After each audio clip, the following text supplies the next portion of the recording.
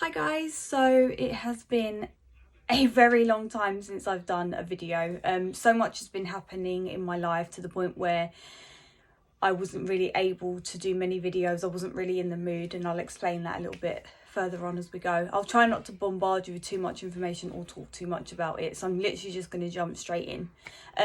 In 2017 I started to get dizzy, and gradually over a couple of days, I mean it was pretty instant, it started to become very constant. So it was 24/7, there was no respite, and literally there was literally all the time.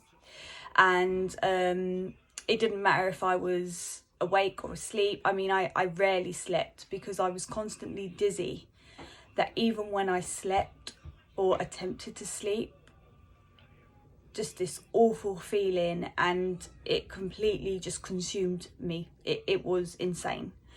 And I went and visited the GP, and at first they said, well, we'll do the Eppley maneuver, which is doing a sequence of sort of head movements to get the crystals in your ear to move, to help you sort of stop feeling the way that you do, stop, prevent the dizziness coming back and what have you.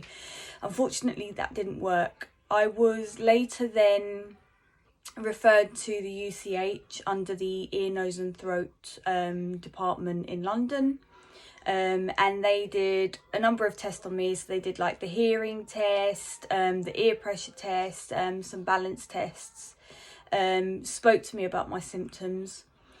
Nothing really came of it apart from, we think that you have vestibular migraines and you need to take a vitamin known as riboflavin. And I was like, is that it? So I did anyway. I started to take it. To be honest with you, it hasn't worked for me, and I've been on this journey 3-4 years and it still has never really worked for me. And I gave it a good amount of time to work. I'm not talking a couple of weeks, I'm talking a couple of months, and I don't feel like it did anything to any of the symptoms, unfortunately. I got really frustrated actually, and decided to go private to an ENT doctor, who saw that I had a perforated eardrum, and that beyond the perforation I had a lot of build-up of skin, wet dead skin, and a slight infection from that. Now the UCH unfortunately missed it. They did say I had a perforation, but unfortunately they just said it was fine and I didn't need to worry about it. So anyway, I had the ear cleaned out and I almost felt better. And I was thinking, okay, so it's going to be that, right? It's just a dodgy ear. At the end of the day, your ears is mostly what causes your balance and dizziness issues anyway. And within the hour, the dizziness came back. And I'd have this weird sensation, and I still get it, across my forehead. Just at the top there, right across. And it's not a pain. It's, the only way I can explain it is if someone's got some tape and they've literally just stuck it to my head and something's stuck there. And when I get that sensation, I get the dizziness with it.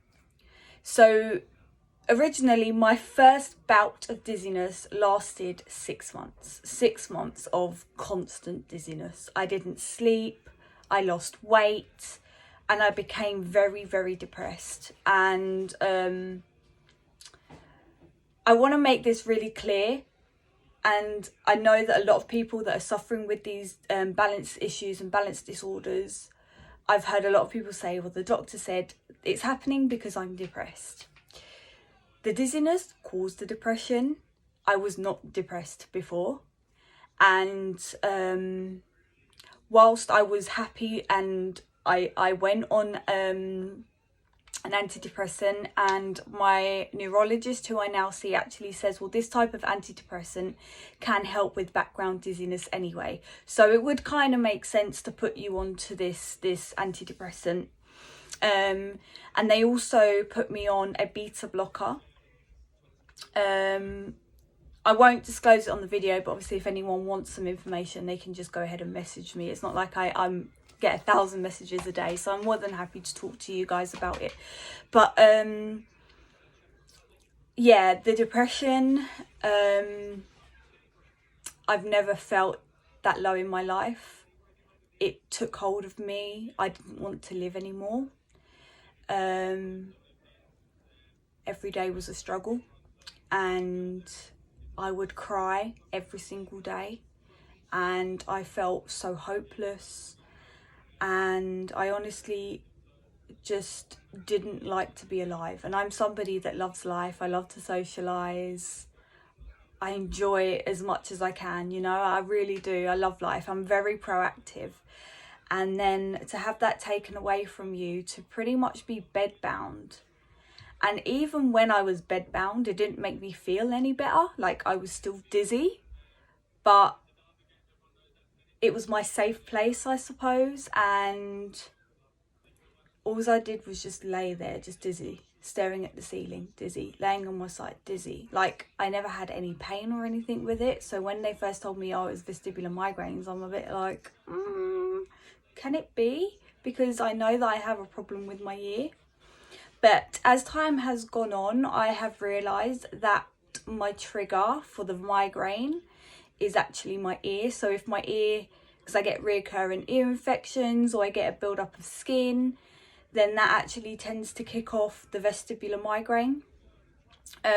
Some people don't know what their triggers are, and I can't imagine how hard that must be, because in the beginning I had no idea. Like I say, when they told me about these vestibular migraines, I'm like, that's not it. That is not it. But then I started to follow a lot of balance and disorder groups through like social media and really look into Dr. Google, and started to realise actually that there are so many different symptoms and stories that this could actually be vestibular migraines. I've been on a beta blocker, the same beta blocker, for the moment kind of when it started, maybe about 5-6 months in, maybe a little bit, maybe 4 months in. And I have to be very clear, a lot of people who are using any kind of preventative medication, you have to give that medication a chance. I'm not talking days, I'm not talking weeks, I'm talking months. You know, I didn't get any relief from the beta blocker to about 12 weeks in. And my neurologist said, you know, this can take 7, 8, 9 weeks before you even notice a difference, sometimes longer. And I read a lot of comments and I read a lot of stories, and people saying, oh, you know, I've been taking propranolol, or I've been taking, what's the other one? I don't actually know. There's like a calcium blocker, if I'm correct. And I've been taking amitriptyline and whatever else there is. I've read so many that it's like, oh, you know, I've become an expert in all these different drugs. And they're like, yeah, I've been trying it for like 2 weeks. I don't feel any different. And it's like, you have to give this medication a chance. You have to give these beta blockers and every other blocker a chance, because your body has to get used to it. And I often find that now, so after these 6 months constant migraine episode, dizziness episode, I hadn't had one for like 8 months, and then I had one that lasted about 4 months, and then I had one that lasted a week. So I'd like to think that as time goes on, these episodes, let's call them, they have gradually got smaller and they don't last as long. But when they do last as long, automatically I can feel my mood slump, because I kind of become a bit forgetful. I get constant brain fog. Like, it is unreal. It is awful. It's like this cloud is over your head. That sensation across my forehead, sometimes at the back of my neck, that is at an absolute killer. The aching, sorry, my little boy's here. Can you jump off for me so I can finish? Okay. I'm nearly done, baby. Okay. Sorry about that. And it's even stopped me from being the best mum that I can be, because there are times where I just lay in bed and I'm missing out on all the things, and he's missing out on things because I'm not able to take him places. And I would cry just because of that. So I will say to you, whoever is out there, whoever is watching this video, there are so many people, so many great blogs out there that you can follow. Get involved in the social side of it. I'm not much of someone that makes a lot of comments, but I definitely read them. And I would also say, and this is also really important, and it has been and it's worked for me, when I'm feeling quite dizzy and I'm feeling really low, is close those groups off for a little while. Snooze them. Because there is nothing worse than feeling like absolute rubbish and feeling down in the dumps and then seeing something that could kind of trigger it off even more. I often find sometimes I'll read something and it will be like, oh God, I actually feel more dizzy than I did before. I know that's really weird. It's the weirdest thing in the world. But I hope that's not too distracting for you. But what can you do? 4-year-olds, they don't listen. But yeah, you're not alone in this, and I have better days, and I honestly thought that I would never have better days. You have to persevere. You have to just try out different medications, find a doctor that you feel that supports you, because I've heard a lot of stories, and I've been in the case as well, where the doctor kind of just fobs you off like, yeah, you're depressed, once you sort yourself out the dizziness will ease up. Or, are you stressed? Yes, I'm stressed because I'm dizzy because I'm not sleeping.